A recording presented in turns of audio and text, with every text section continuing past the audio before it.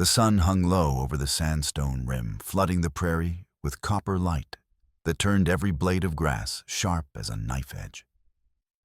Heat shimmered off the open ground below the cliff, where 3 Lakota teepees stood small and exposed against the vastness of the plain. Women and children huddled at the center of the campi, hands raised, faces pale with terror. Cooking fires still burned, sending thin columns of smoke into the windless air. Around them, pressing in like wolves circling wounded prey, rode 68 bounty hunters on sweat-dark horses. Winchester rifles leveled inward. Dust rose from the hooves in choking clouds, and the jingle of bridles carried sharp and cruel across the flat.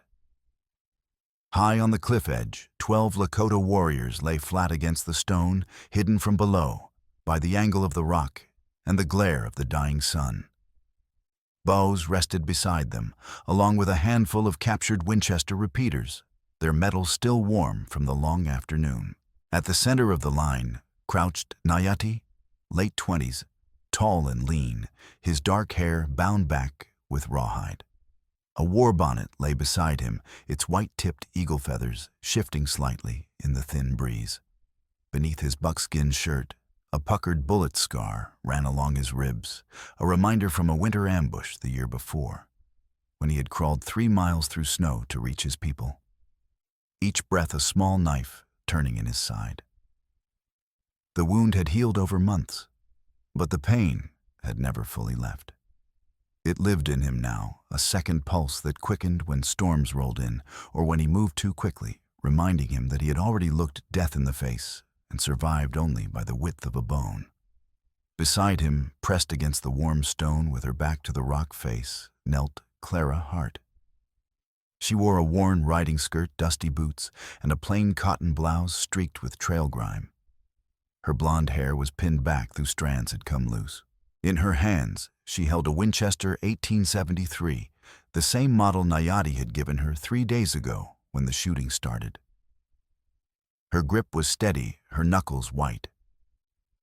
She had grown up on a struggling homestead near the Kansas line, where her father hunted deer and rabbit to keep the family fed through lean winters. She had learned to shoot because hunger taught hard lessons, not because she ever imagined firing at men.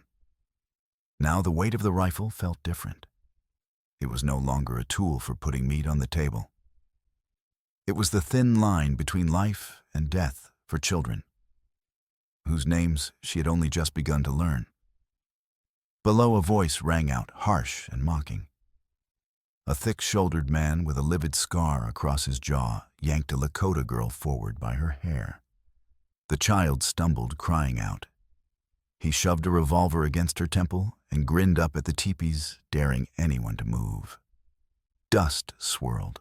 The circle of armed men tightened step by step until there was no gap wide enough for a rabbit to slip through. Nayati watched every rider with calm, measuring eyes. He memorized distances, the angle of the sun in their faces, which horses twitched their ears at sudden sounds. He counted repeating rifles versus single shots, noted which men sat loose in the saddle and which gripped their reins too tight. His breathing slowed, deliberate, and controlled each inhale, a careful negotiation with the old wound in his side. By sundown, he murmured in English, his voice barely a whisper, we end this ring, our way. Clara's jaw tightened. She did not answer, but her finger moved to rest alongside the trigger guard, ready. The sun dropped another hand's width toward the horizon. Shadows stretched long and thin across the prairie. Below, the man with the scar laughed a sound like breaking glass. The siege had begun. 3 days earlier, September 14th, 1876, in the rail dust town of Blackthorn, Nebraska, a fresh poster went up outside the telegraph office. The paper was crisp, the ink still smelling of the press. Bold letters across the top read, "Cash for hostile scalps." Below that, smaller print listed bounties by age and sex, with a separate notice offering double pay for members of known resistance bands. At the very bottom, A crude sketch showed a tall Lakota warrior with a war bonnet beneath which was scrawled, "Nayati wanted dead. Reward $500.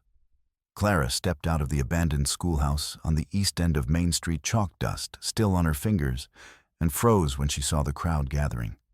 She had been hired 2 months earlier, mid-July, by a mission society to teach both white and Lakota children at a new school near the Crystal Creek Valley. Instead, when she arrived, she found the building shuttered, its windows boarded over. The mission had quietly withdrawn after local ranchers complained about Indian sympathizers. Clara had stayed anyway, holding lessons in a borrowed room and offering her services to immigrant families who could not afford to send their children east. She had believed, with the stubborn optimism of youth, that education could be a bridge. Now, looking at the poster, she understood how naive that belief had been. There were men willing to kill for money, and no amount of primers or slate boards would change that. She pushed through the crowd and tore the poster down, crumpling it in her fist. The paper felt thin and brittle, like the distance between civilization and slaughter. A man in a stained hat laughed at her.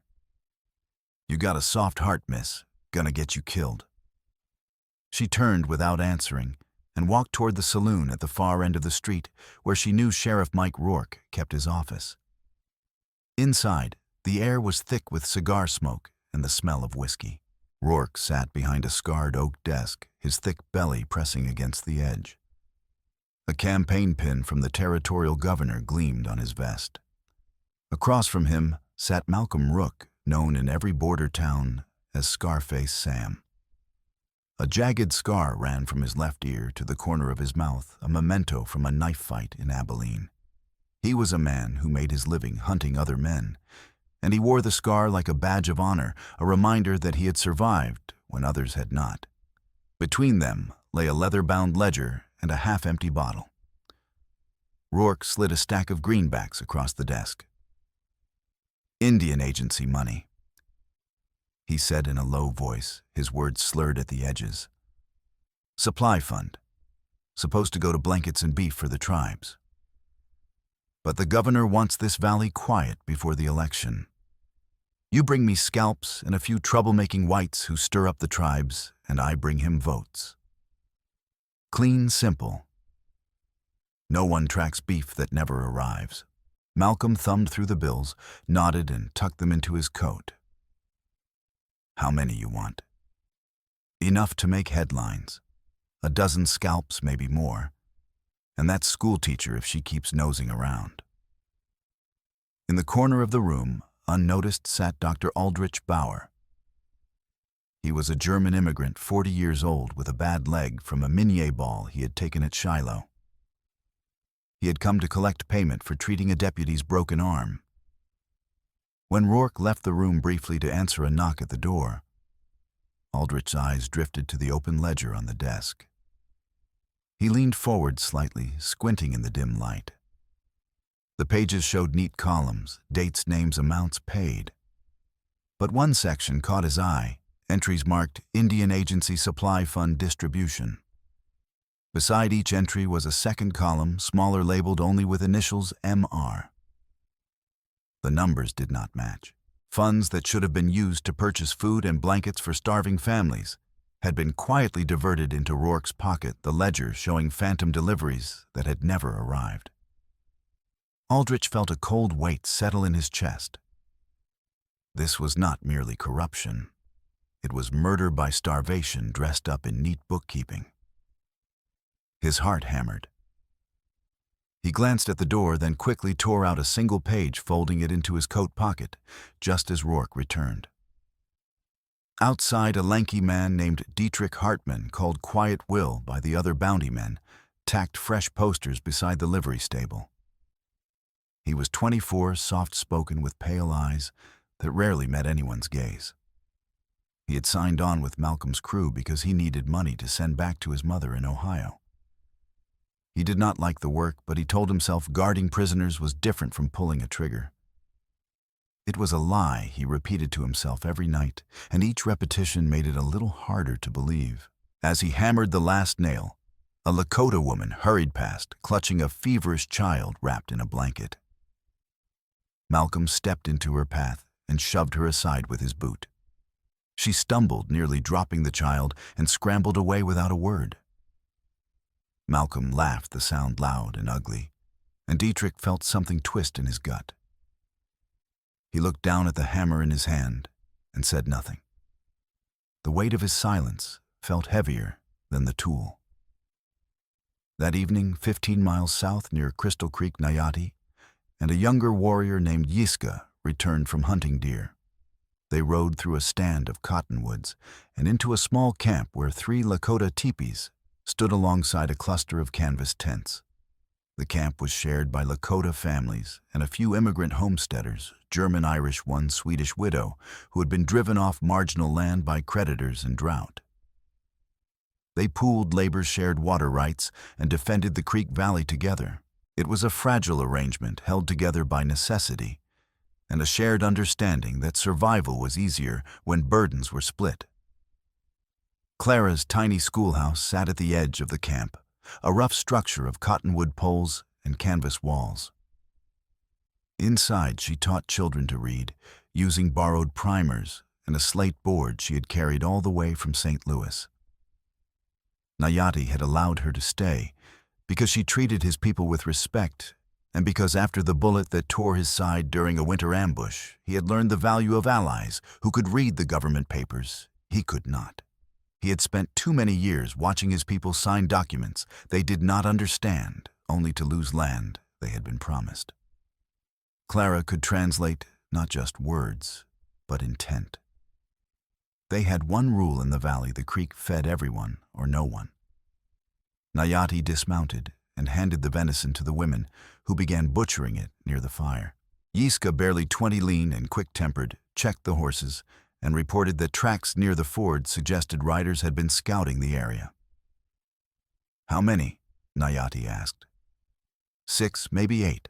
"Shod horses? White men?" Nayati nodded slowly. He had expected this. The posters in Blackthorn were not idle threats. He walked to the edge of the camp and stood looking north toward the town and the evening light, turning the distant hills purple.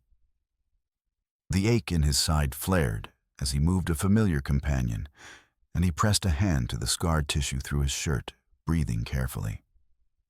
Clara approached, carrying a tin cup of water. She had learned to read his silences, the way he held himself when the old wound was bothering him, the slight hitch in his stride when he thought no one was watching. "You saw the posters," she said. It was not a question. "I saw them. They are offering money for you. For all of you." "I know."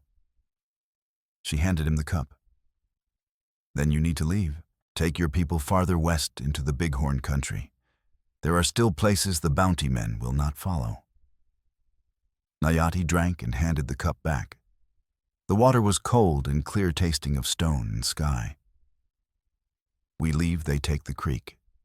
Then they take the next valley and the next. Running only teaches them we are easy to chase. Staying teaches them you are easy to kill." He met her eyes. They were blue, the color of summer storms, and in them he saw a strength that matched his own. Maybe, or maybe we teach them something else. She wanted to argue, but she saw the set of his jaw and knew it would be useless. Instead, she asked, "What do you need from me?" "Stay close to the children. If shooting starts, get them into the rocks. And if it is more than just shooting, then you do what you were taught. You survive." That night around the fire, Dr. Aldrich arrived on a limping horse, his face pale and his coat spotted with trail dust. He slid off the saddle with a grimace and showed Nayati the torn ledger page. The paper trembled slightly in his hands, and when he spoke, his voice was tight with controlled fury. "If a federal marshal sees this," Aldrich said quietly, spreading the paper on a flat stone, "Rourke hangs. The Indian Agency fund, he has been stealing from it for months. Blankets and beef that should have gone to the tribes diverted into his pocket. People starved so he could line his pockets. If we can get this evidence to someone honest, the bounty money stops. No pay, no scalp hunters. Nayati studied the columns of numbers, the initials, the dates. He could not read all the words, but the pattern was clear. The betrayal was not just personal. It was systemic, woven into the fabric of the system that claimed to protect his people while bleeding them dry. "You stole this," Nayati said. "I did." "Rourke will come for you." "He will come for all of us," Aldrich replied. "But if we can get this to a lawman who is not on Rourke's payroll, maybe we can break the chain before it tightens." Yiska crouched beside them, his face hard in the firelight. "The nearest honest marshal is 3 days' ride. We do not have 3 days." Nayati looked up at the stars, ancient and indifferent, then back at the paper. "Then we make the time." Dawn, September 15th.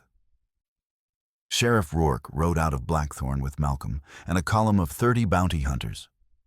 Officially, they carried warrants for horse theft, signed by a territorial judge who owed Rourke favors. In truth, their orders were simple produce bodies before Election Day. Scalps were proof. Bodies could be buried quietly. Clara and Dr. Aldrich, having heard rumors of the column's departure, followed in a rickety wagon loaded with medical supplies and sacks of flour. They hoped to reach the creek camp first, to warn Nayati to stand between the families and the guns. Clara drove the team hard, her hands blistered from the reins, while Aldrich sat beside her with a rifle across his knees. The wagon bounced over ruts and stones, and every jolt sent pain shooting through Aldrich's bad leg, but he did not complain. There was no time for weakness. They reached Crystal Creek just after sunrise. The water ran shallow and clear over smooth stones, flanked by cottonwoods that whispered in the morning breeze. On the far bank, children played near the tippies, their laughter carrying across the water. Women tended cooking fires. It looked peaceful, a fragile pocket of normalcy in a world that had forgotten what peace meant. Then the rifles cracked. The first volley came from the north bank, where Malcolm's men had positioned themselves in the trees. A boy playing in the shallows spun and dropped a red cloud, blooming in the water around him. The laughter died, replaced by screams that tore through the morning like cloth ripping. Women dove for the tippies, grabbing children, dragging them toward cover. Horses reared and bolted, scattering camp gear. More shots tore through canvas and struck cookware with sharp metallic clangs that rang out like bells in hell. Aldrich shoved Clara off the wagon seat, his voice hoarse. "Down! Get down!" She hit the ground, hard, tasting dust and copper, and scrambled on her hands and knees toward the nearest rock. Bullets punched through the wagon planks above her head, splintering wood, and she heard nothing for a moment but the roar of gunfire and a child screaming high and terrible a sound, and that would live in her nightmares for years. Nayati and Yiska thundered out of the cottonwoods on horseback bows, in hand a captured Sharp's rifle slung across Nayati's back. They used the creek bank for cover, sliding off their horses and dragging survivors into a shallow wash where the water had carved a natural trench. Nayati threw a wounded woman over his shoulder and ran her weight, driving the breath from his lungs, the old scar tissue screaming in protest, but he kept moving until he reached the wash and lowered her gently into the mud.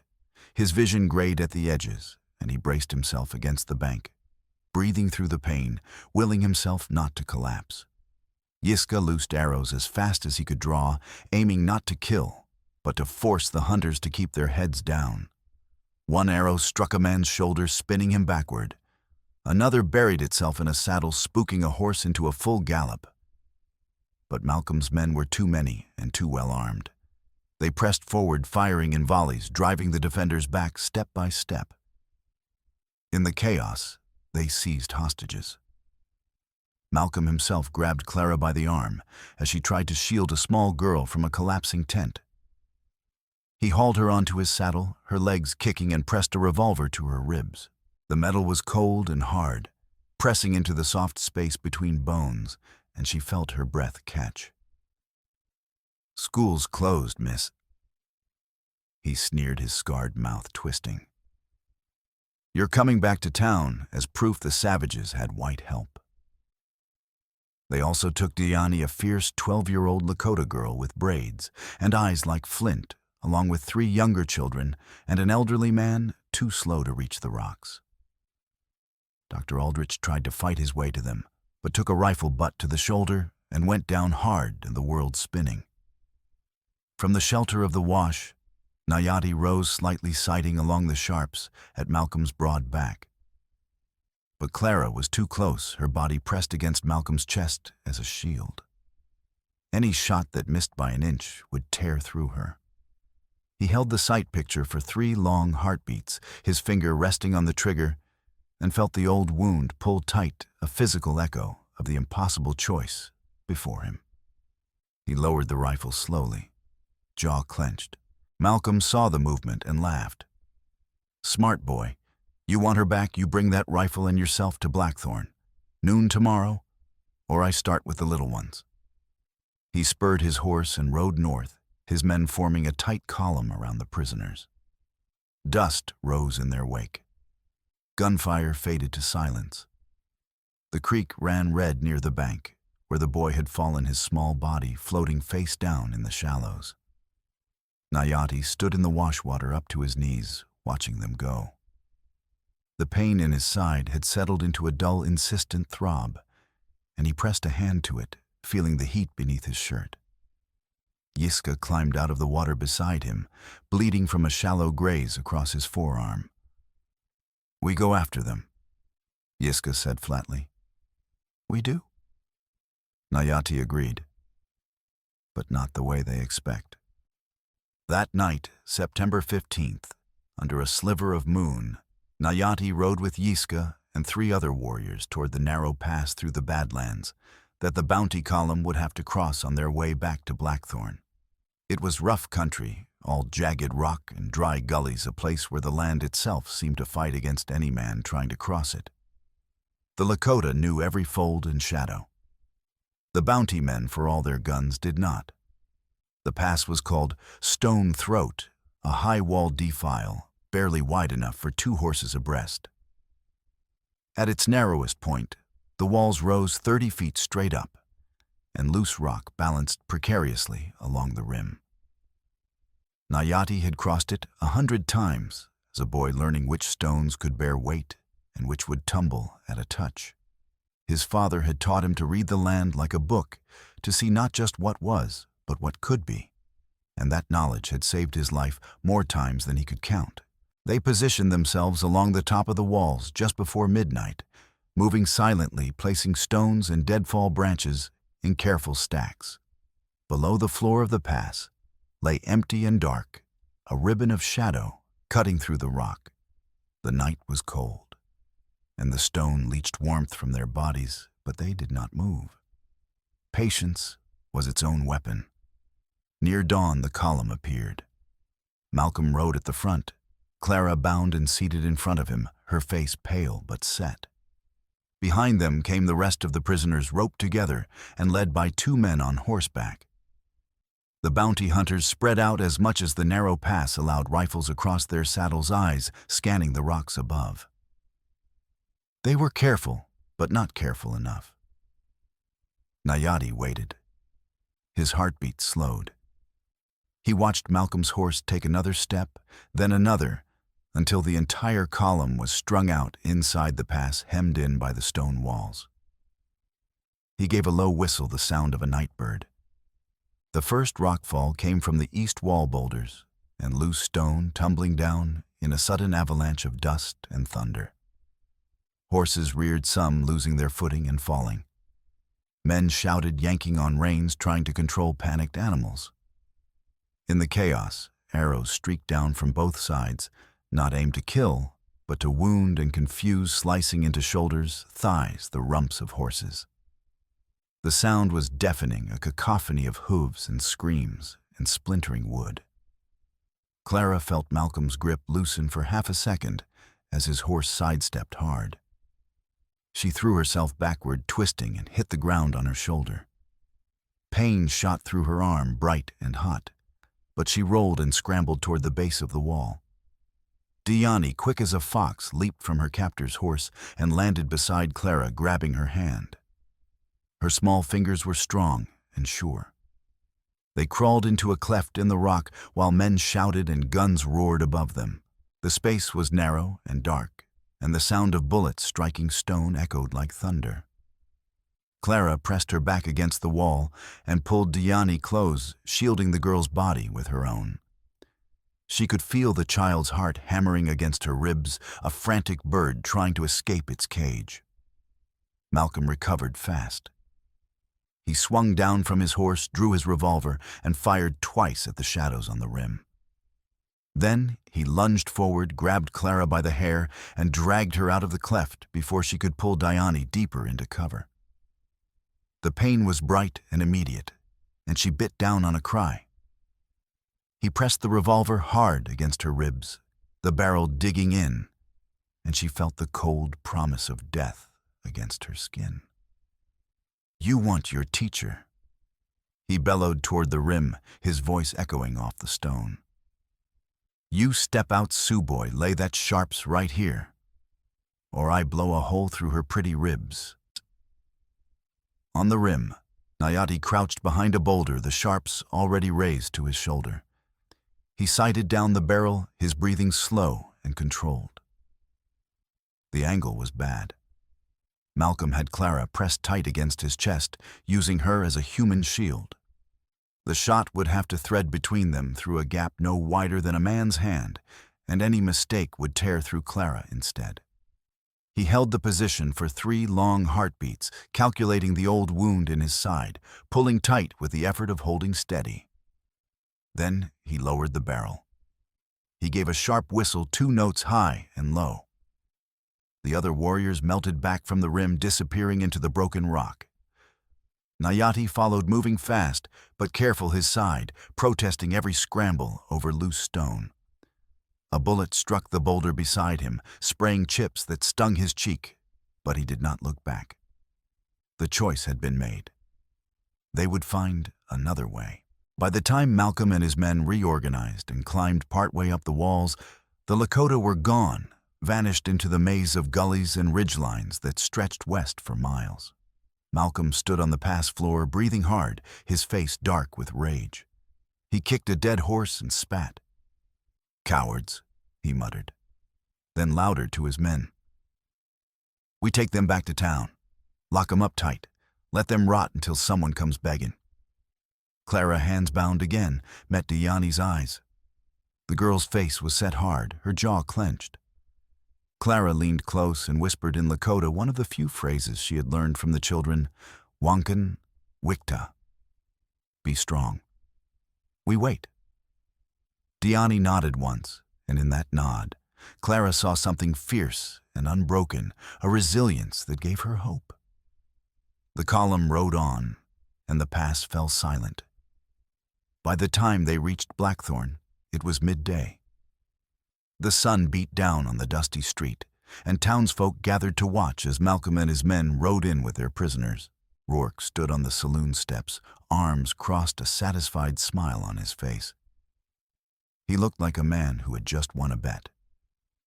The prisoners were thrown into an abandoned coal mine shaft on the edge of town, a narrow stone-walled pit that had been dug 20 years earlier and then left to collapse.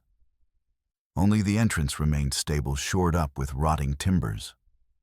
A ladder led down into darkness. At the bottom, the air was cool and damp, smelling of earth and old decay. It was a place where sound died and hope withered. Malcolm assigned 3 men to guard the entrance in shifts. One of them was Dietrich. Inside the shaft, Clara waited until her eyes adjusted to the dim light filtering down from above. The children huddled close, shivering despite the warmth of the day. Diani sat with her back against the stone wall, arms wrapped around her knees, eyes fixed on the ladder. Clara knelt beside her, and spoke quietly. "Listen to me. We are going to get out, but I need you to stay calm and do exactly what I say." Diani looked at her, and in the half-light, her face seemed older than her years. "How? I do not know yet. But when the chance comes, we take it. Understand?" The girl nodded. Above, through the grate, Clara could hear Dietrich's voice as he spoke to another guard. She listened carefully, memorizing the rhythms of the watch changes, the times when only one man stood above. She had been a teacher for 5 years, and in that time she had learned that observation was a kind of survival. She watched. She listened. She waited. That night she gathered the children and taught them a new lesson. She whispered directions in English, and Lakota left right low stop, making them repeat the words until they could say them without thinking. She told them it was a game, a code they would use when the time came to run. The children, desperate for anything that felt like control, clung to the words like lifelines. When Dietrich lowered a bucket of water on a rope, Clara stood directly beneath the opening and looked up. Their eyes met, and for a moment she saw something flicker in his face. Doubt or guilt or both. "You could walk away," she said quietly. "You did not shoot that boy at the creek. I saw you. You turned your rifle aside." Dietrich's face tightened. He looked away, then back. His voice when he spoke was rough. "I am paid to guard, not to like it." "There is a difference," Clara said, "between being paid and being owned." He did not answer.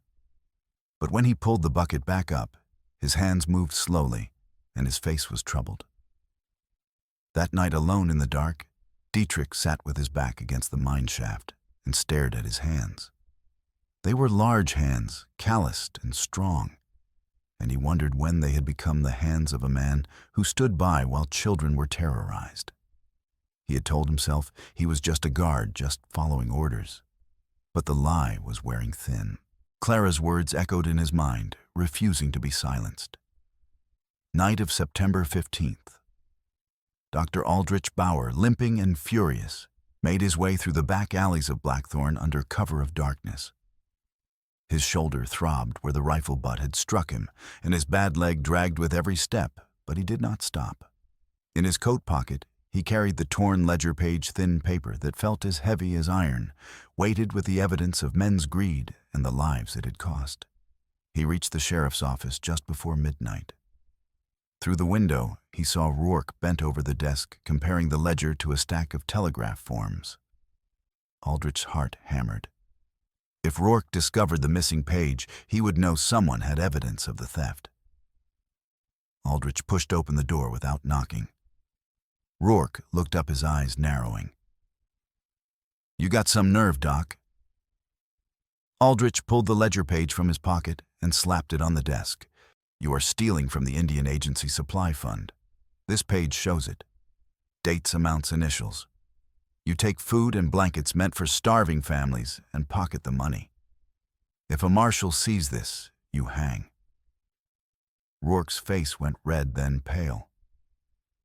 He stood slowly, one hand moving toward the revolver on his hip. "You made a mistake coming here." Aldrich stepped back. His voice was steady, though his hands trembled. "I made copies. If I do not walk out of here, they go to the federal marshal in Cheyenne." It was a bluff. There were no copies. But Rourke hesitated, his hand hovering over the gun, and in that hesitation, Aldrich saw his chance. He took another step back, then turned and bolted for the door. Rourke drew and fired. The bullet grazed Aldrich's upper arm, tearing through coat and flesh, a line of fire across his skin, but he was already diving through the open doorway. He hit the dirt street hard, rolled and came up running. Behind him, Rourke's voice bellowed for deputies, but Aldrich was already disappearing into the darkness between buildings. He reached the livery, grabbed the first horse he could saddle, and rode hard toward the south, following the river by starlight. He rode all night, his arm bleeding through a makeshift bandage torn from his shirt, and the pain, a distant throb compared to the urgency driving him forward. Near dawn, he stumbled into a stand of cottonwoods and nearly collided with a Lakota scout who stepped out from behind a tree bow drawn. Nayati appeared a moment later, moving silently through the brush. He looked at Aldrich's pale face, the blood-soaked sleeve, and nodded toward the camp hidden in the trees. "You look like death," Nayati said flatly. "Feel worse," Aldrich gasped. Under a low cottonwood canopy, Aldrich collapsed onto a blanket and let Yiska bind his wound while he gasped out his story. Then he spread the torn ledger page on a flat stone and used a charcoal stick to sketch what he remembered of the full columns. His hands shook, but his voice was clear. "If this gets to a federal marshal," Aldrich said, his voice hoarse, "Rourke swings. The Indian Agency fund, he has been embezzling from it for months. People starved so he could line his pockets. If we can prove it, the bounty money dries up. No money, no reason for men like Malcolm to keep hunting." Nayati crouched beside the stone, studying the marks. "How long to reach a marshal?" 3 days, maybe 4. But Rourke knows I have this now. He will move fast." Yiska leaned forward, his face hard. "Then we move faster. Or we make them come to us," Nayati said slowly. "On ground we choose." Over the next day, September 16th, Nayati made a decision that seemed reckless to some of the younger warriors he ordered. The camp moved to the base of Little Crow Mesa, a tall sandstone cliff that rose 200 feet above the prairie. The flat ground at its base was open, exposed, easy for enemies to surround. But the cliff itself offered a vantage point that no amount of men on horseback could match. From the rim, a handful of warriors could see for miles in every direction. It was a calculated risk, trading the safety of cover for the advantage of sight. They moved at night, leading horses and carrying children on travois, driving a small herd of spare mounts into a dry wash a quarter-mile from the cliff. The camp was set up in a loose circle at the base of the stone wall, 3 teepees and a few canvas shelters. Cooking fires were kept low, their smoke dissipating before it could rise high enough to be seen from a distance. Aldrich, despite his wounded arm, helped Nayati and Yiska plan. Under a stand of willows near the river, they drew a rough map in the sand, with sticks and stones marking the cliff, the dry wash where the extra horses were hidden, the narrow trail that led up to the rim, and the open ground between. Aldrich, who had studied engineering before the war, sketched lines showing fields of fire from the cliff rim, and how a stampede could be funneled through the ring of attackers if the horses were driven from the right direction. "If they come with many men," Aldrich said, tracing a circle in the sand around the camp, "they will try to surround you. Cut off escape." "Let them," Nayati replied. "A circle is strong from outside, weak from within." Yiska nodded slowly. "If we can break the circle in one place, the rest will collapse." "What about the back trail?" Yiska asked, pointing to the map. "The mesa has a second path, harder, but men on foot could climb it." Nayati frowned. The old wound in his side pulled as he leaned forward, a reminder of vulnerability. "How many?" 15, maybe 20. If they send a party up that way while we watch the front, they could trap us between 2 fires. Then we put 2 men on the rim to watch that trail, Nayati decided. If they come, we fall back to the camp and defend from below. It was not a perfect plan, but it was the best they had. Night of September 16th, the coal shaft escape. Meanwhile, in Blackthorn, Clara worked on a different plan. The coal shaft was not as secure as Malcolm believed. The timbers shoring up the entrance were old, rotted in places by groundwater seeping through cracks. The ladder was solid, but the grate over the top was held in place by a single rusted bolt. Clara had noticed it the first day, and now in the darkness she studied it with the focused intensity of a woman who knew that survival often hinged on the smallest details.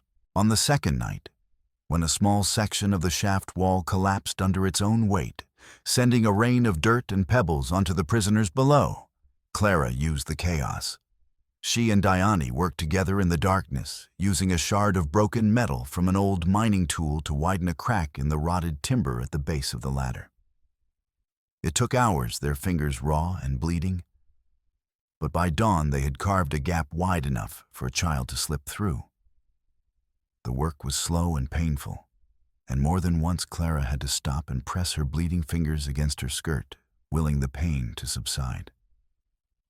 But she did not stop. She could not. That evening, when Dietrich came on duty alone, Clara called up to him. "One of the children is sick. Fever. I need water and a blanket." Dietrich hesitated. He stood at the edge of the grate, looking down into the darkness, and for a moment Clara thought he would refuse.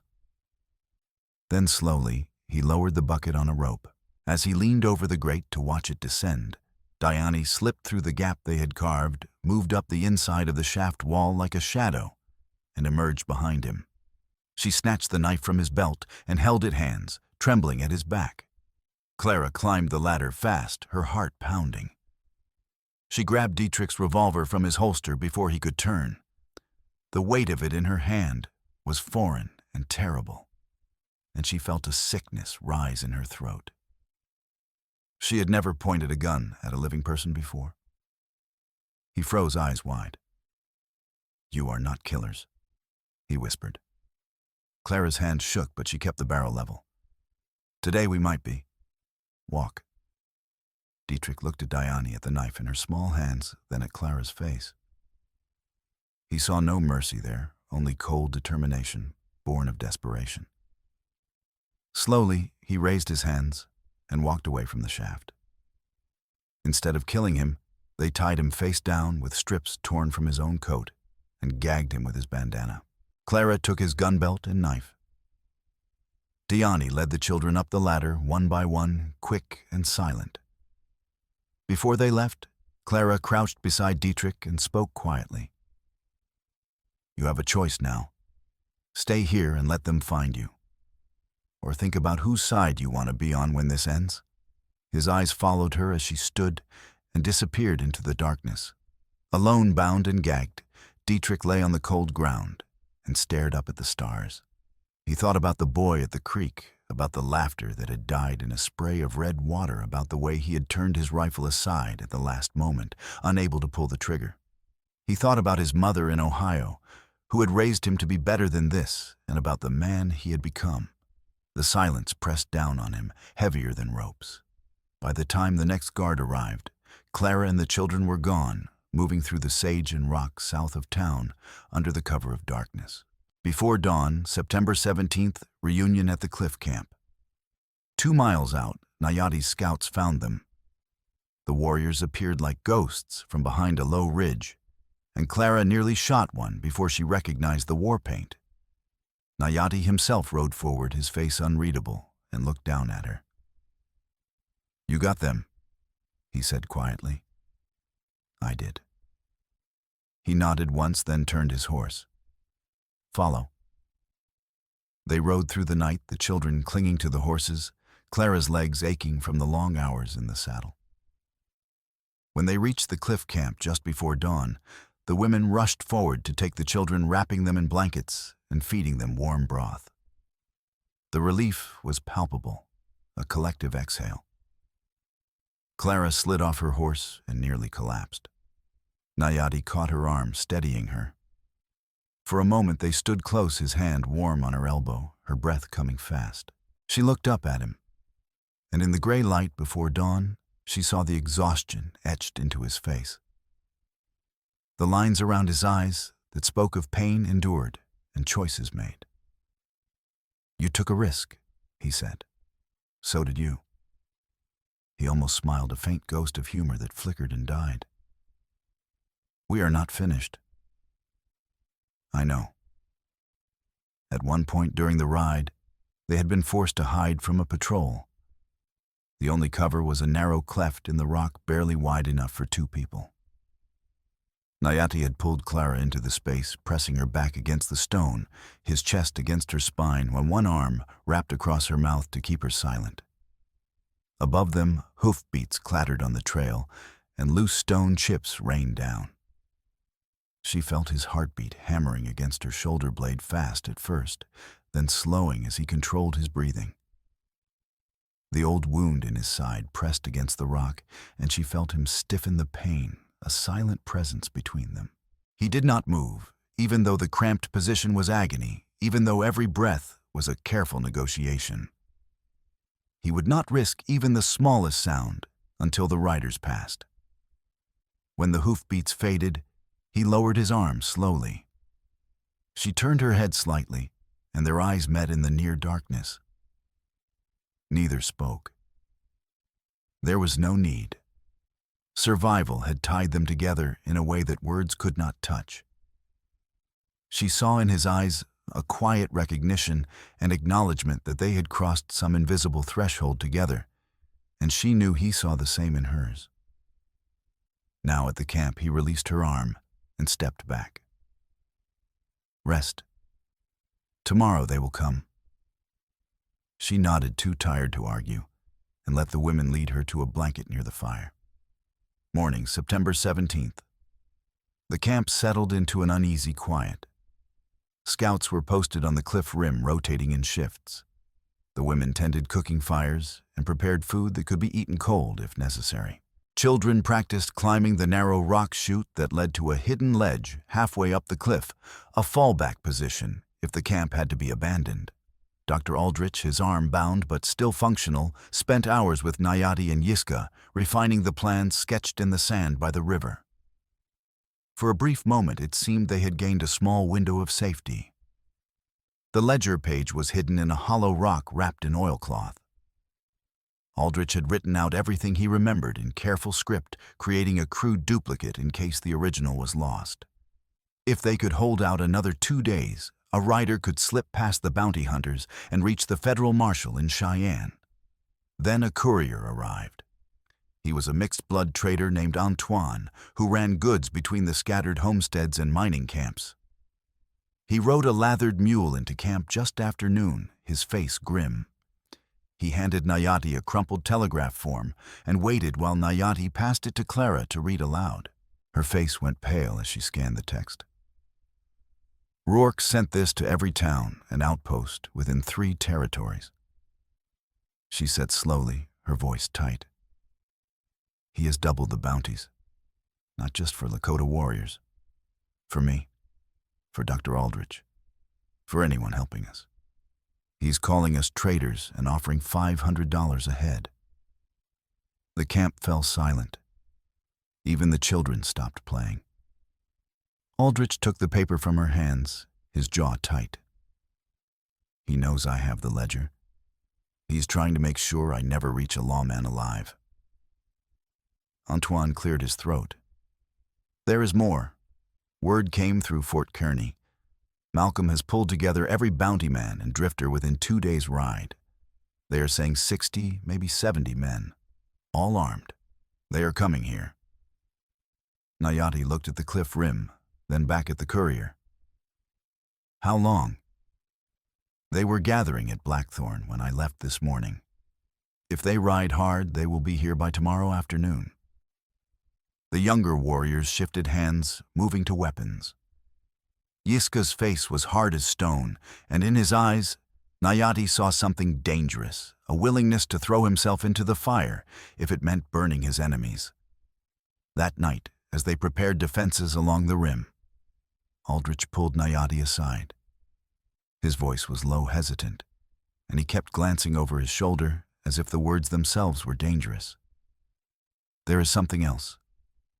I did not want to say it in front of the others, but you need to know. Nayati waited. I recognized a name in one of the bounty ledgers, a government scout named Malcolm Rook. He worked for the cavalry 10 years ago. Yiska's name was in the same section, listed as a tracker. Nayati's eyes narrowed. The old wound in his side pulled tight, as if the body remembered betrayal before the mind could process it. Explain, Aldrich unfolded a scrap of paper he had torn from the ledger weeks ago before the current crisis began. It showed payments to Malcolm for scouting services, with a note referencing maps provided by L Scout. The dates aligned with winter raids on Lakota camps, raids that had been devastatingly accurate, as if the cavalry had known exactly where to strike. Yiska was young, Aldrich said quietly. He thought he was keeping soldiers away from sacred grounds by helping them map safe routes. Instead, Malcolm took those maps and turned them into targeting information. Every camp Yiska tried to protect was hit within weeks. The words hung in the air, like a curse. Nayati stood very still, his face unreadable. But inside him, something cold and heavy settled. He thought of the winter camps, of the women and children who had died in their sleep, of the elders who had frozen in the snow. He thought of Yiska, barely more than a boy, then trying so hard to save his people that he had become the instrument of their destruction. He walked to where Yiska sat sharpening arrowheads by the fire. He crouched beside him, and the two men spoke in low voices for a long time. Yiska's face twisted with shame and rage, and when he spoke, his voice was raw. "I should have known. I should have seen it." "You were used," Nayati said flatly. "Malcolm is the betrayer, not you. You know how those men think. So now you help me break them." Yiska looked at him for a long moment, his jaw working. His hands, strong and scarred, trembled as they gripped the whetstone. "And if I fail?" "Then we fail together." Nayati's voice was quiet but firm. "You are my brother. That does not change." Yiska's eyes burned, and for a moment Clara thought he would weep. But he swallowed hard and nodded. "Together, then." Some of the younger warriors, overhearing fragments, muttered darkly. One spat into the fire. But Nayati's word held, and they did not challenge him. That night, the scouts on the rim reported dust clouds moving south, many dust clouds spreading wide across the prairie like a brown stain. By dawn, the columns had resolved into individual riders. 68 men, Antoine had said. The count looked accurate. Malcolm was coming with everything he had. The siege was no longer a possibility. It was here. Afternoon, September 17th. The sun climbed toward noon, turning the prairie into a furnace. Heat shimmered off the open ground, and the only shade was cast by the tall cliff at the Lakota camp's back. From the rim above, the 12 warriors watched the dust clouds resolve into a tightening ring of armed men. The sight was almost beautiful in its terrible precision, a choreographed dance of violence, each rider knowing his place, each gun ready to sing. The bounty force split smoothly, as if they had done this before. One column of 15 men peeled off and began climbing the long, winding trail that led up the backside of the mesa. If they reached the top, they could fire down onto the warriors and cut off any escape along the rim. The main body, 53 riders, descended onto the flat and began circling the camp below. Rifles drawn, forming a ring that tightened with every pass. Nayati positioned his 12 warriors along the cliff edge, spacing them carefully, so each had a clear line of fire and a quick route back to cover. They had bows, a handful of captured Winchester repeaters, and stacks of arrows fletched with hawk feathers. Extra cartridges were laid out on flat stones within easy reach. Yiska took charge of the hidden horse herd in the dry wash, along with 2 young warriors who knew how to spook animals into a controlled stampede. Below in the camp, the women and children huddled near the center hands, raised in a show of submission, hoping to buy time. Cooking fires still burned, sending thin smoke into the windless air.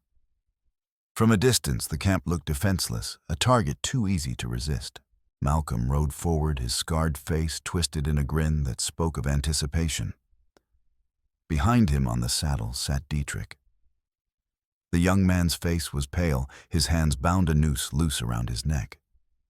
Rourke had found him tied and gagged in the sage outside Blackthorn, and instead of simply killing him, the sheriff had decided to make an example. Public executions were good for morale, or so Rourke believed. Malcolm dragged Dietrich off the horse and shoved him forward into the open ground between the ring of riders and the camp. The noose was tied to Malcolm's saddle horn. Dietrich stumbled, caught himself, and stood swaying. His legs felt like water, and his throat was so tight he could barely breathe.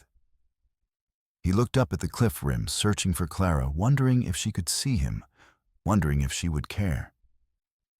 "You all see this," Malcolm bellowed, his voice carrying across the flat.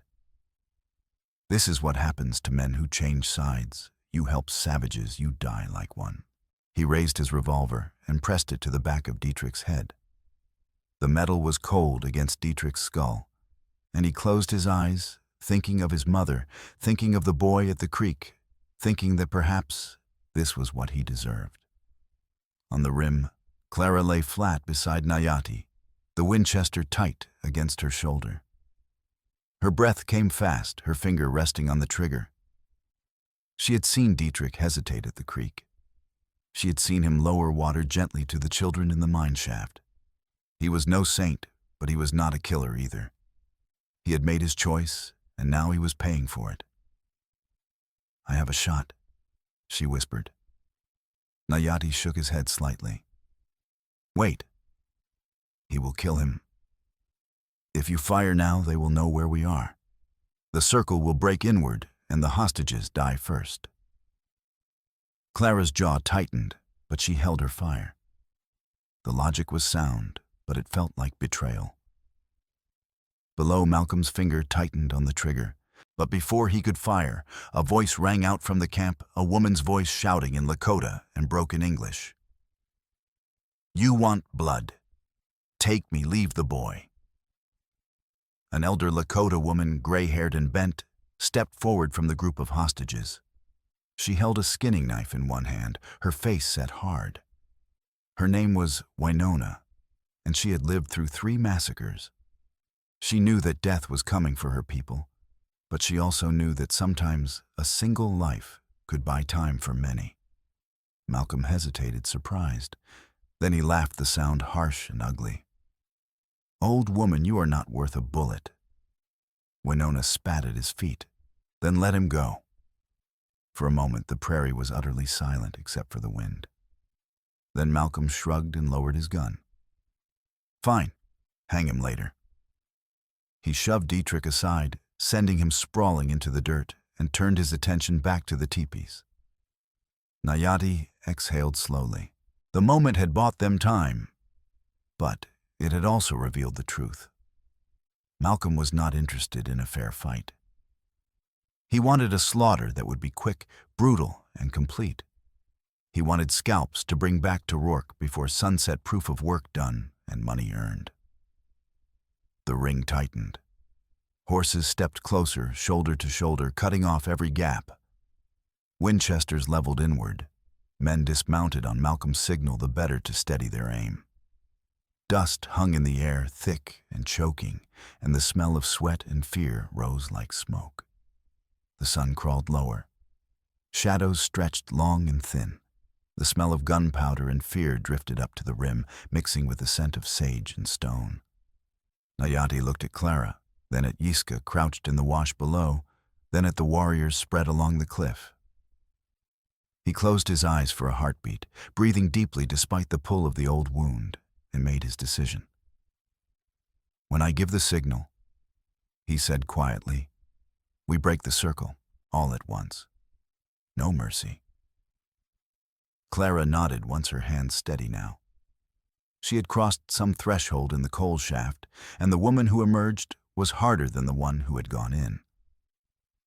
The second obstacle, the impossible choice between early action and late, between risking hostages and risking everything, had been crossed. There was no turning back now.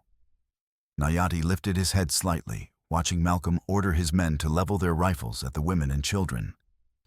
He waited until the bounty hunters began to dismount their feet, leaving the stirrups, their rifles raised. Then he gave a sharp, piercing cry, the call of a red-tailed hawk. The battle began. From inside the camp, two Lakota drummers hidden behind the teepees began a slow, steady beat. It sounded like distant thunder rolling off the cliff, deep and rhythmic, echoing across the flat. The sound was primal, ancient, a heartbeat older than words. Heads turned, eyes lifted toward the rim. For a single heartbeat, the world seemed to hold its breath. Then the warriors rose. 12 silhouettes stood along the cliff edge, backlit by the descending sun, black shapes against the burning sky. Bows were drawn, rifles raised. They looked like spirits summoned from the stone itself. And for a moment, even the hardened bounty hunters felt a chill. Nayati gave the signal, a sharp, cutting whistle. The first volley came down like hail. Arrows streaked through the air, their fletching singing striking horses in the outer ring. The warriors aimed low and fast, targeting animals instead of men. Horses screamed and reared, colliding with one another, throwing riders. The sound was deafening, a cacophony of hooves and screams and splintering wood. A few men dropped, clutching arrow-pierced legs or shoulders. Most fought to control their mounts, yanking on reins, cursing, unable to aim upward while their horses spun and bucked.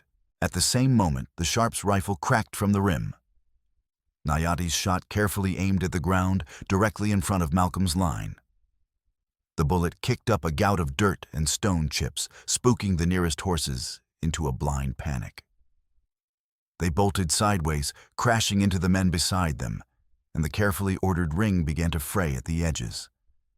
Clara, lying flat with the Winchester braced on a stone, sighted carefully on the knot of men surrounding Dietrich.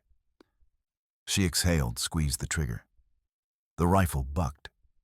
Her bullet took the arm of the bounty man, holding the noose, spinning him around the revolver, flying from his hand. It was not a perfect shot. She had aimed for his shoulder and hit lower, but it was enough. Dietrich threw himself sideways, rolling under the belly of a panicked horse as bullets sparked off stones around him. He came up running, stumbling toward the camp, the noose trailing behind him like a tail. His lungs burned, and his legs felt like water. But he kept moving. Malcolm roared in fury, firing up at the rim. His bullet struck rocks, sending chips flying, but the glare of the sun and the swirling dust made his shots wild. Around him, his men struggled to regroup, some firing blindly upward, others trying to calm horses that wanted nothing more than to flee. "Hold the line," Malcolm bellowed, his voice raw. "Damned cowards hold." But fear was contagious. Two riders on the east side broke and galloped away, abandoning the circle entirely. The ring, so carefully constructed, began to collapse. In the dry wash, Yiska heard the hawk cry and moved. He and the two young warriors lit bundles of dry brush and sage, holding them on long sticks, and touched them to the tails and flanks of the hidden horse herd. Smoke and sudden flame drove the animals into a frenzy of terror. Yiska slashed the rope corral with his knife and shouted, his voice raw and fierce. "Ya ya!" The horses exploded out of the wash in a living wave. 20 or more, their hooves drumming the earth like war drums, eyes white with panic. The sound was like thunder rolling and relentless, and the ground trembled. They charged straight into the outer ring of the bounty hunters' mounts. Chaos erupted. Horses collided at full speed, saddles flipping, men thrown. Winchesters flew from hands, some discharging into the dirt or the sky. A bounty hunter tried to turn his horse to face the stampede and was struck broadside, his mount going down in a tangle of legs and screaming. Another man leaped clear and ran on foot, abandoning his rifle in the dust, his only thought survival. "What in blazes?" Someone shouted, cut off by the thunder of hooves. A bullet struck Yiska in the left side as he flung himself behind a boulder to avoid being trampled by his own stampede. The impact spun him halfway around, and he collapsed against the stone, clutching his ribs, blood soaking through his shirt. The pain was immediate an all-consuming, a white-hot lance that drove the air from his lungs. He pressed one hand to the wound and gritted his teeth, watching through waves of pain as the stampede tore through the bounty line like a cyclone through dry grass. A whole section of the ring collapsed. Men broke and galloped away at full speed, unwilling to die for a bounty that no longer seemed worth the cost. But Malcolm held the center. He shouted orders, rallying the men closest to him, forcing them to form a tighter knot around the camp. Nearly 30 riders remained enough to still overwhelm the defenders if they pressed the attack. "Regroup on me." Malcolm's voice cut through the chaos like a blade. Malcolm saw his plan crumbling and made a hard decision. He would not win this fight on the flat, but if he could kill the leader on the rim, the rest might break. He spurred his horse toward the narrow trail that led up the cliff. On the rim, Nayati saw him coming. He had studied Malcolm's tactics for days, watching how the man fought direct, brutal, using his size and strength to overpower rather than outmaneuver. The narrow ledge near the top of the trail was barely 3 feet wide, with the canyon's drop yawning on one side and sheer rock on the other. It was no place for a man who trusted his weight more than his balance. Nayati made a choice that would have seemed reckless to anyone watching. He left his sharps rifle propped safely against a boulder and moved along the ledge with only his knife and a short-handled tomahawk. A long gun would catch on the rock wall and slow him down. Here in this tight space, speed and control mattered more than range. Malcolm came up the trail hard, breathing like a bull, his scarred face red with exertion. He carried his sharps rifle in one hand and a Colt revolver on his hip. When he reached the ledge and saw Nayati waiting, he grinned, his teeth white against the scar. "Thought you would be running," he growled, his voice thick with contempt. Nayati said nothing. He backed a step, drawing Malcolm farther out onto the narrowest section. His moccasins gripped the stone easily. Malcolm's boots, heavier and less flexible, scraped and slipped slightly on the loose gravel. The old wound in Nayati's side pulled tight. But he ignored it, focusing on the man before him, on the stone beneath his feet, on the wind that whispered of danger. "Nothing to say," Malcolm taunted, advancing. "You savages are all the same. Big talk until the fight comes." Nayati's eyes remained steady, measuring. He took another step back, feeling the edge of the weak stone with his heel, the place he had scouted weeks ago, knowing that one day it might save his life. Malcolm lifted the sharps to his shoulder, aiming. "This is for every man you killed, boy." Nayati lunged forward before he could fire, not at the man, but at the barrel, slamming the long rifle sideways with the flat of his tomahawk. The length that was an advantage at range became a curse here. Malcolm could not swing it fast enough. The muzzle smacked hard against the cliff wall, sparks flying, and the weapon clattered uselessly as Nayati wrenched it loose and tossed it over the edge into empty space. The rifle tumbled end over end, disappearing into the abyss. "Blast you!" Malcolm snarled, his voice rising to a roar. They collided chest to chest, grappling boots scraping on the ledge. Malcolm dropped his weight forward, driving Nayati toward the drop. His thick arms wrapped around Nayati's torso, squeezing, trying to crush the air from his lungs. The pressure was immense, and Nayati felt his ribs protest the old wound, screaming. Pain flared along his side, bright and hot. And for a moment, his vision grayed at the edges. But he did not resist. Instead, he let himself give ground, step by careful step, feeling for the section of ledge he had scouted earlier, the place where the stone lip was cracked and fragile, barely held together by compressed clay. He had walked this ledge a dozen times as a boy. He knew where it would bear weight and where it would not. Malcolm pressed forward, grinning, confident in his strength. His breath was hot and sour, smelling of whiskey and tobacco. "You are done, boy. Should have run when you had the chance." Nayati twisted, suddenly hooking his leg behind Malcolm's ankle and yanking sideways with all his strength.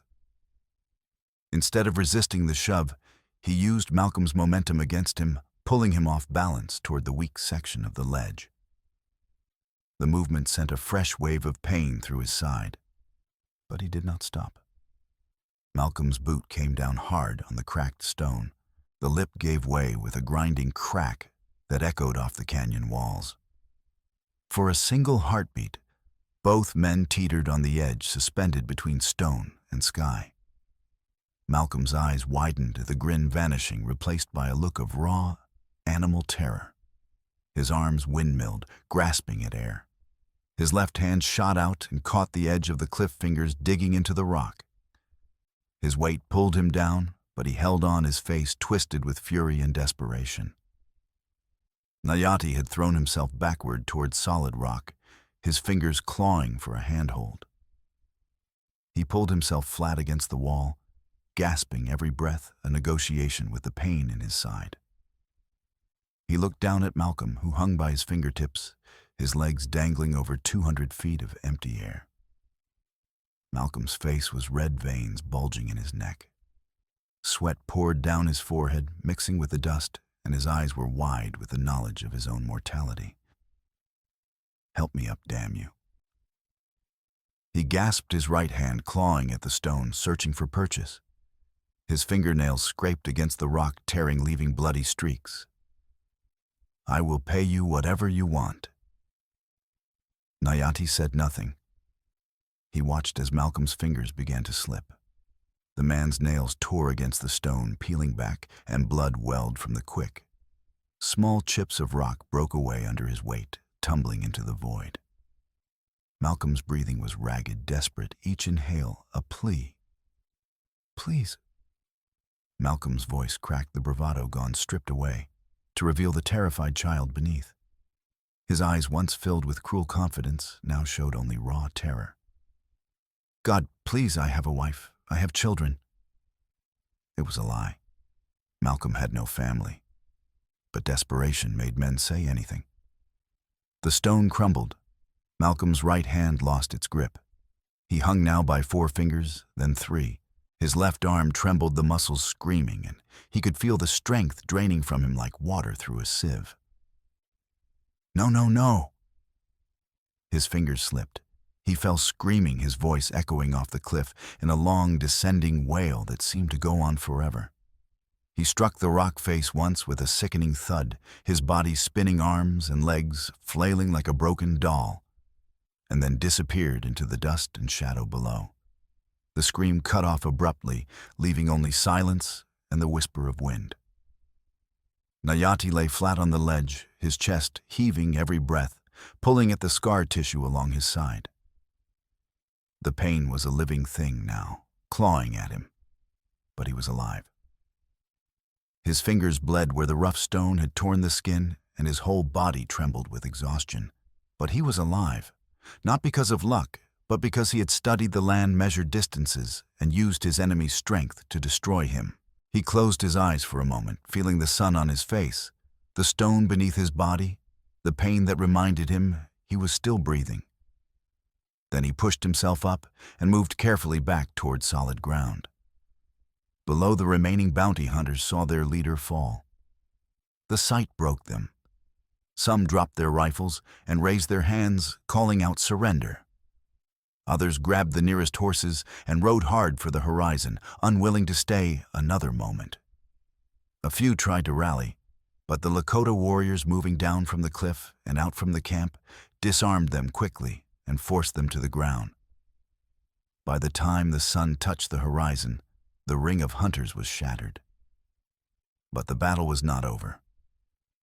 High on the back trail, the 15-man column that had split off earlier finally reached the top of the mesa. They had climbed slowly on foot, using the rough path that wound up the backside of the cliff. Their leader was a man named Voss, a former cavalry sergeant with a scarred neck and eyes like chips of flint. He had been promised double pay to take this harder route and trap the Lakota between 2 fires. Now, as he crested the rim and looked down at the camp below, he saw the chaos, the broken ring, the scattered horses, the warriors moving among the prisoners. He smiled coldly. Victory had been stolen from Malcolm, but it could still be claimed. "Form a line," he ordered quietly. "On my mark, we fire into the camp. Kill everything that moves." His men spread out along the rim, rifles ready. Below, no one had seen them yet. The warriors were focused on disarming the surrendered bounty hunters. The women and children were emerging from the teepees, calling to one another, believing the worst was over. Voss raised his hand, ready to give the signal.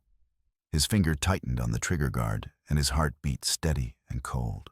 This was what he had been trained for, killing without hesitation, without mercy. Nayati, climbing back up to the main rim, saw movement from the corner of his eye.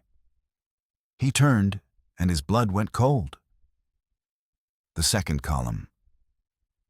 He had sent 2 warriors to watch that trail, but they must have been overwhelmed or bypassed in the confusion. 15 rifles aimed down at the camp. He was too far away to shout a warning that would be heard in time, too far to reach them before they fired. The hidden threat was about to turn victory into massacre. His mind raced, calculating distances, angles, the speed at which death could fall from above. "Clara!" he shouted, but his voice was lost in the wind. Below, Clara stood among the prisoners, her Winchester lowered, helping an elderly woman to her feet. She looked up at Nayati's cry and saw him pointing frantically toward the far rim. She followed his gaze and saw the line of men silhouetted against the sky, their rifles raised. Her heart stopped. "Everyone down!" She screamed, her voice raw. "Get down!" But it was too late. Voss dropped his hand. "Fire!" The volley was about to tear through the air, and then before the rifles could discharge, a single shot cracked from behind Voss's line. The man beside Voss jerked and fell, blood blooming from his chest. Confusion rippled through the line, like wind through grass. Men turned shouting, trying to locate the shooter, their careful formation breaking. Another shot. A second man dropped, clutching his throat. From the rocks behind Voss's position, a figure rose. Dietrich Hartmann, face pale and hands shaking, worked the lever of a Winchester he had taken from a fallen bounty hunter below. He fired again, his aim steadier now, and a third man fell. "Drop your weapons!" Dietrich shouted, his voice cracking but firm. "Drop them now, or I will kill every one of you." Voss spun, leveling his rifle at Dietrich. His face was twisted with rage. "You traitorous little..." Dietrich fired first. The bullet took Voss in the throat just below the jawline, tearing through windpipe and artery. Blood sprayed hot and red, and Voss staggered, his hands clutching uselessly at his neck. He tried to speak, but only a wet gurgle emerged. He toppled backward off the rim, his body disappearing into the void, following Malcolm into death. The remaining men on the rim hesitated, caught between firing down at the camp and dealing with the threat behind them. In that moment of confusion, Nayati and 2 warriors reached the rim from the other side, bows, drawn arrows nocked and ready. "Down," Nayati ordered in English, his voice like iron. "Weapons down, or you die here." Faced with enemies on both sides and their leader dead, the men dropped their rifles and raised their hands. The fight went out of them like air from a punctured bladder. Dietrich lowered his Winchester slowly, his whole body trembling. His legs gave out, and he sank to his knees, still gripping the rifle, as if it were the only solid thing in a world gone liquid. His face was ashen, and when he looked at his hands, he saw they were covered in blood. Voss's blood spattered across his fingers like accusation. Nayati reached him first. He crouched beside the young man and placed a hand on his shoulder.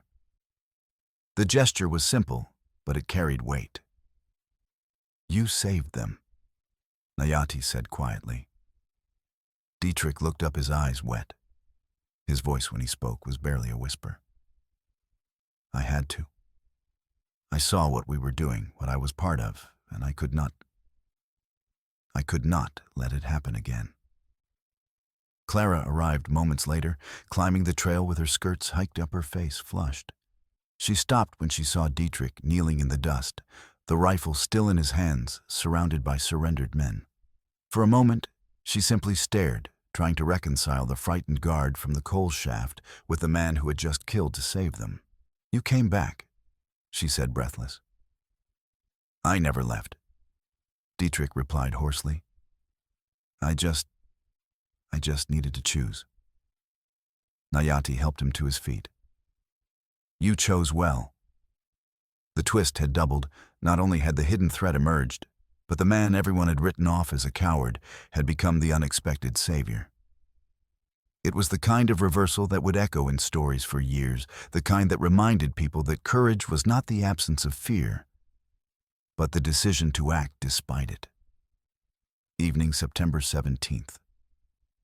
Smoke rose in thin columns from small fires scattered across the battlefield. The wind had died completely, leaving the air heavy and still thick with the smell of blood and gunpowder and sweat. Groans of wounded men, both Lakota and white, mixed with the crackle of flames and the low voices of women moving among the bodies. The Lakota women worked methodically, gathering dropped weapons first, then moving to bind the hands of prisoners who had surrendered. They tended their own wounded with calm efficiency, using moss and clean water from the creek, stitching gashes with sinew thread. The badly injured bounty men were not left to bleed out. Killing in battle was one thing, but letting men die slowly was another. Water was given. Wounds were packed with cloth torn from shirts and blankets. It was enough to keep them alive until decisions could be made. Clara knelt beside Yiska in the dry wash, her hands slick with his blood. Dr. Aldrich worked with needle and thread, his bad leg stretched out awkwardly beside him as he examined the bullet wound in Yiska's side. His face was grave, and when he looked up at Nayati, his expression said everything. "The bullet went through clean," Aldrich muttered, probing gently with his fingers. Then his face darkened. "But it broke a rib on the way out. I can feel the fragments." He pressed his ear to Yiska's chest, listening. The young warrior's breathing was shallow, labored with a wet rattle that had not been there before.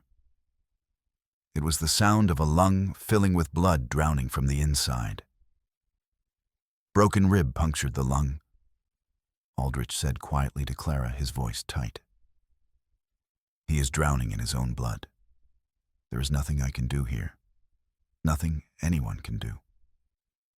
Yiska gripped Nayati's wrist, his knuckles white. His lips were tinged with blue, and when he coughed, blood flecked his mouth bright and red. He tried to speak, coughed harder, and more blood came spilling down his chin. Nayati leaned close, ignoring the pain in his own side. "Save your strength." "No." Yiska gasped, his voice wet and thick. "Need to say it." He coughed again harder, and Clara had to look away. "I led them once, into the camps. Now I led them into hooves. Maybe that balances." Nayati's throat tightened. He felt the weight of all the things he wanted to say, about forgiveness, about brotherhood, about the way guilt could eat a man from the inside until there was nothing left. But there was no time. "You led them where we needed them. That is what matters." Yiska's eyes drifted toward the open prairie, watching the last light fade from the sky.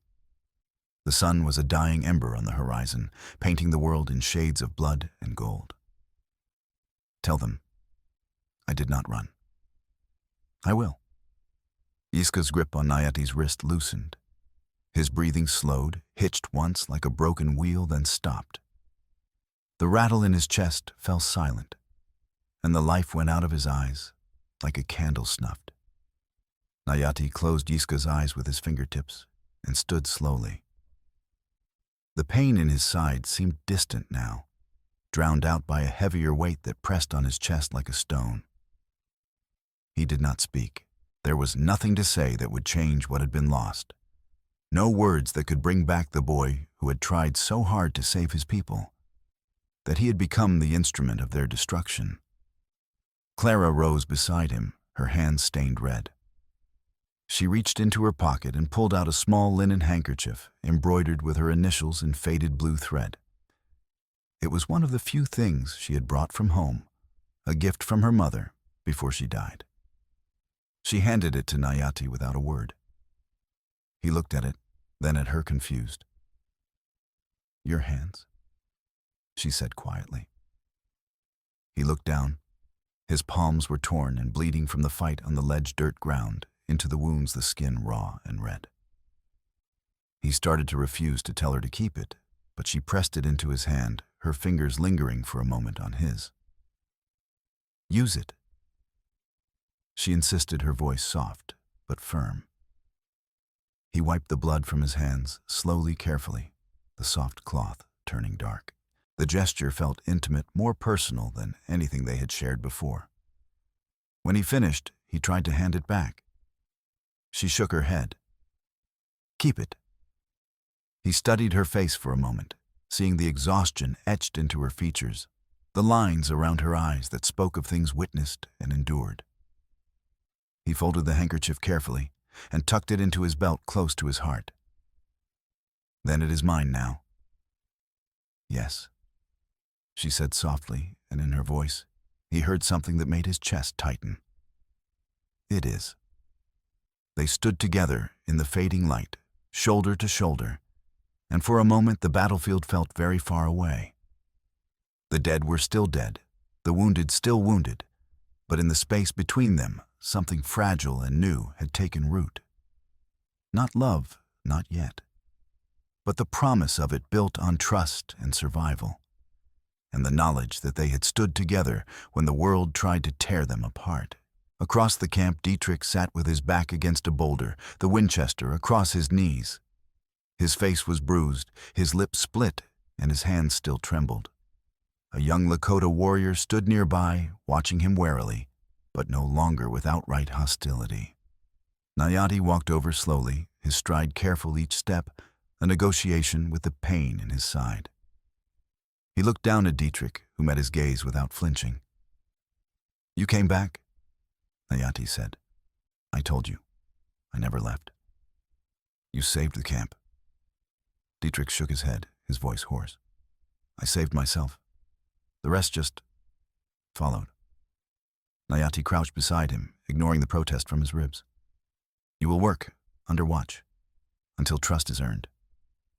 Dietrich nodded. "I understand. And if you betray us again, I will not." Dietrich's voice was firm now, steady, and in his eyes, Nayati saw something he recognized, the look of a man who had stared into the abyss and chosen to step back. "I will not." Nayati held his gaze a moment longer, then stood.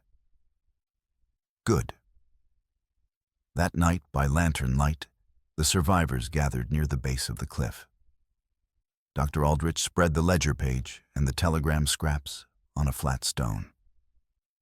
Clara added notes she had written in careful script during her captivity, names of bounty men, dates of attacks, sums Rourke had promised. Dietrich, sitting under watch but no longer bound, added quiet testimony, ranchers who had paid under the table specific killings he had witnessed, dates that matched Aldrich's records. His voice was steady now, and as he spoke, Clara saw the weight lifting from his shoulders, one confession at a time. The story that emerged was bigger than a single battle. It was a pattern of theft, murder, and corruption that reached from a dusty border town all the way to the territorial governor's office. It was a web of greed that had killed children and starved families, all so a few men could line their pockets. Nayati could not read all the words, but he understood the shape of it. The betrayal was not just personal.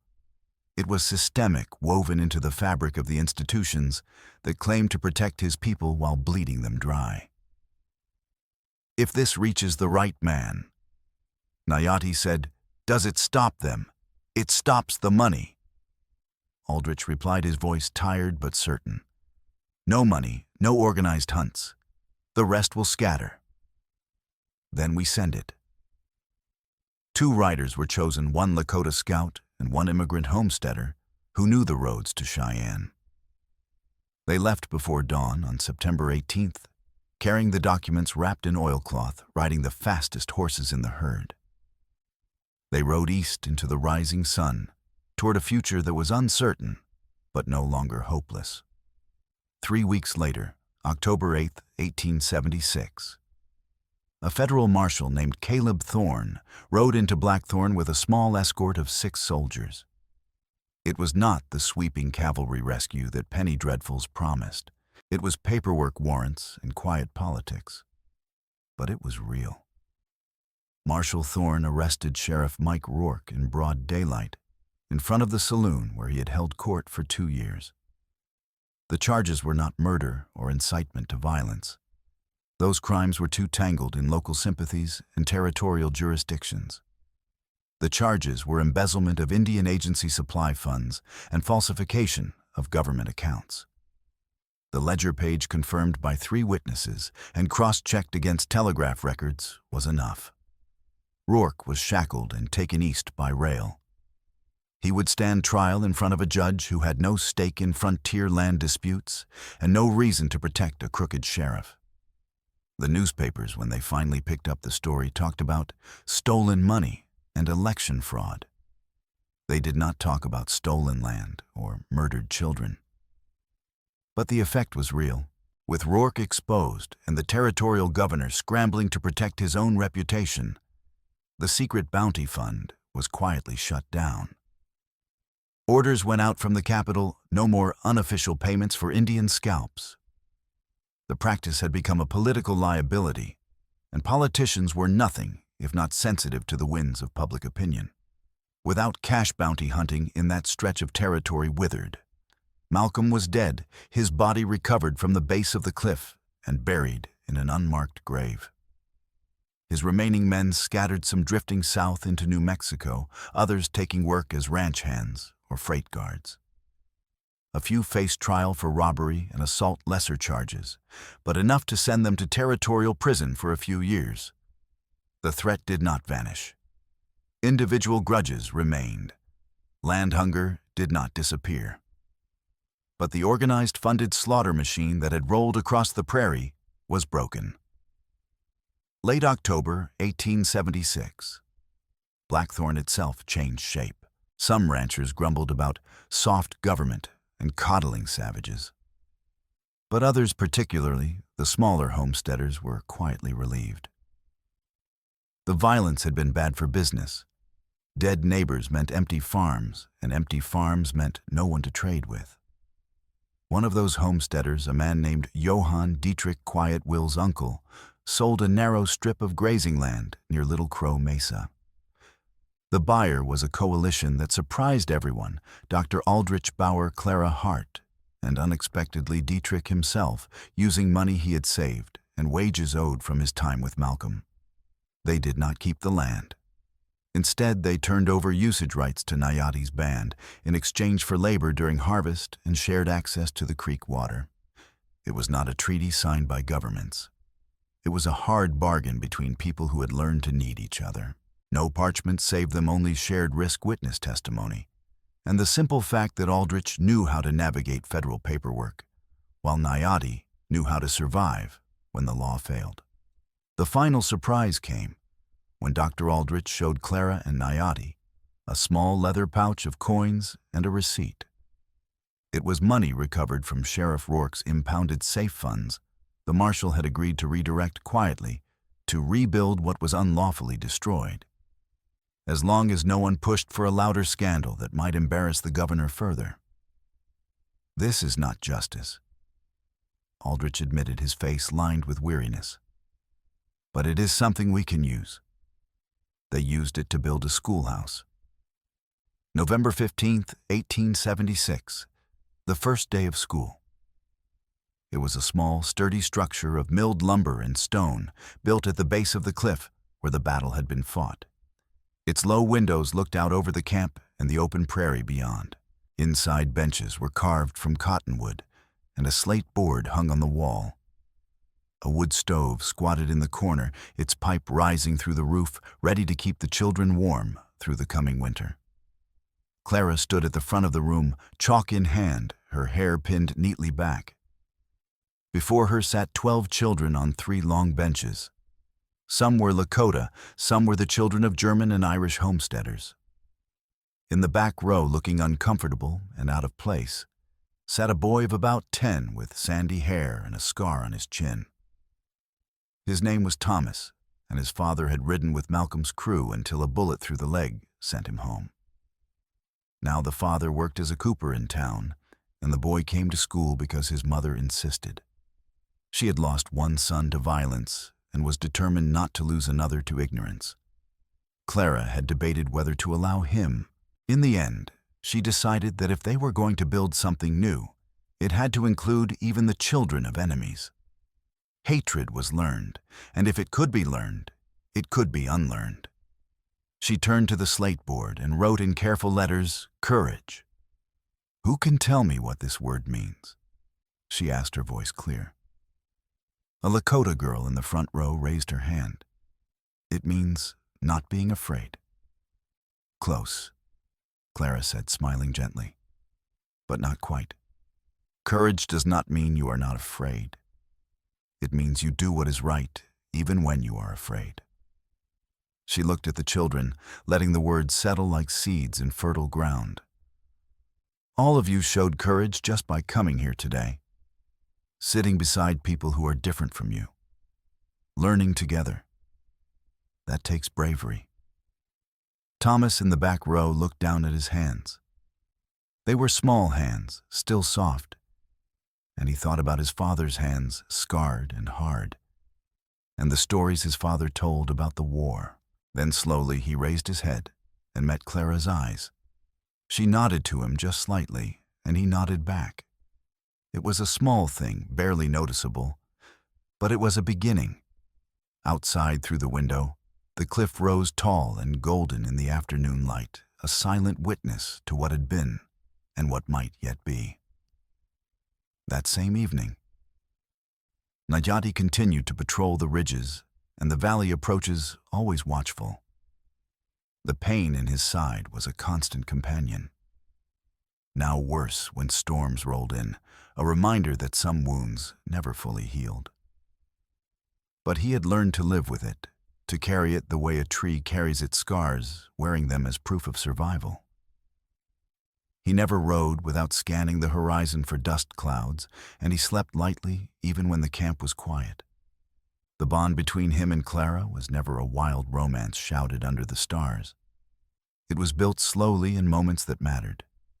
The coal shaft escape, the cramped cleft where he had shielded her with his body, his heartbeat steady against her spine. The handkerchief she had given him now carefully folded and kept in a small pouch he wore around his neck close to his heart. The way she now moved automatically to his left side when they walked the ridge together, so the wind would not press against his injured side. One evening, as the sun set behind Little Crow Mesa and the children's laughter drifted up from the camp below, Nayati stood with Clara on the same rim where the 12 warriors had once lain in wait. She helped him reload his Winchester passing cartridges, smoothly dropping each one into his palm without needing to look. Their movements were practiced now, a dance learned through repetition and trust. "You trust me with your back," she said quietly, not quite teasing. He glanced at her, his face unreadable in the fading light. "You already kept it from the ledge." She smiled slightly at that, and the smile transformed her face, softening the hard edges that survival had carved. "And you kept mine from the bullets." They stood shoulder to shoulder, not touching more than the brush of sleeves, watching the campfires flare to life below. The air was cool, the wind gentle, carrying the scent of sage and wood smoke. Somewhere in the distance, a child laughed the sound, carrying clear and bright across the open ground, a sound that spoke of safety and hope. "Do you think it will last?" Clara asked, her voice soft. "This peace." Nayati was silent for a long moment, watching the sun sink toward the horizon. When he spoke, his voice was quiet, but certain. "I do not know, but we will fight for it as long as we can." Together. He looked at her, then really looked at her, and his expression softened in a way few people ever saw. The hardness that life had carved into his features melted, revealing something younger and more vulnerable beneath. Together, she reached out and took his hand. His fingers, scarred and calloused, closed around hers.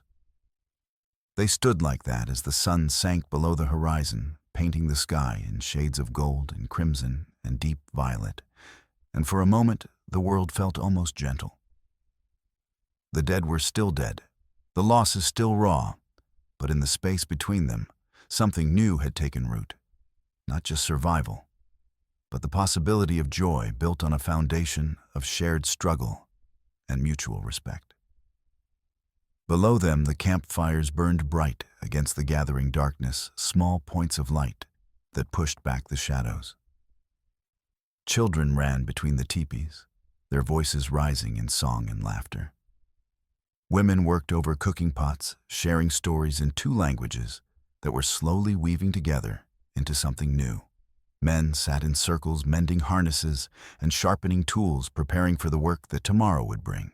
And on the cliff edge, two people who had been strangers 3 weeks ago stood hand in hand, watching over it all, knowing that what they had built was fragile and precious and worth defending with everything they had. For the Lakota, it was not a victory written in treaties or sung in ballads. It was a narrow survival carved out by strategy, sacrifice, and the simple, stubborn fact that when 68 bounty hunters had surrounded their camp, 12 warriors and 1 schoolteacher with steady hands had refused to let the land and the children be taken by Sundown. Dietrich worked as the school's caretaker, repairing benches, when they cracked hauling firewood for the stove and keeping his head down. He did not speak much about his time with Malcolm's crew. He simply worked 1 plank and 1 nail at a time, paying a debt that could never be fully settled, but might over years be made bearable. Sometimes late at night, he would sit outside the schoolhouse and look up at the stars, and he would think about the boy at the creek and the moment he had chosen not to pull the trigger. It was a small thing, that choice, but it had saved his soul. Dr. Aldrich opened a small practice in the valley, treating both Lakota and white settlers without distinction. His bad leg never healed, but he learned to move with a cane carved by one of the elder warriors, its handle worn smooth by his grip. He carried the ledger page in his coat pocket, always a reminder of how close they had all come to annihilation. And sometimes he would take it out and stare at the numbers, marveling that something so small, a piece of paper, a few columns of ink, could change the course of so many lives. The cliff, once a killing ground, now stood as a landmark, visible for miles, a place where courage had been measured not in bullets fired, but in choices made. The children who studied in the shadow of that cliff would grow up hearing the story, and some would tell it to their own children. And in that way, the memory would endure long after the last of the warriors had gone to dust. On winter nights, when the wind howled across the prairie and snow buried the land in silence, the people would gather around fires and tell the story of the siege. They would speak of Nayati, who had survived a bullet through the ribs only to face down 68 men with 12 warriors at his back. They would speak of Clara, who had escaped a coal mine with nothing but a shard of metal and a child's small hands. They would speak of Yiska, who had died believing he had balanced his betrayal with his sacrifice. And they would speak of Dietrich, the quiet man, who had found his courage on a cliff edge when the lives of children hung in the balance. The story would change over time, as all stories do, gaining embellishments and losing details. But the core would remain, that there had been a day when the world tried to swallow them whole, and they had refused to be swallowed. Years later, when Clara was old, and her hands trembled too much to hold chalk steady, she would stand at the window of the schoolhouse and look up at the cliff. Sometimes Nayati would stand beside her, his hair gone gray, his side still aching when the storms came. They would not speak because there was nothing left to say that they had not already said 1,000 times in silence. They would simply stand together, watching the children play in the shadow of the stone, and they would remember. It was enough.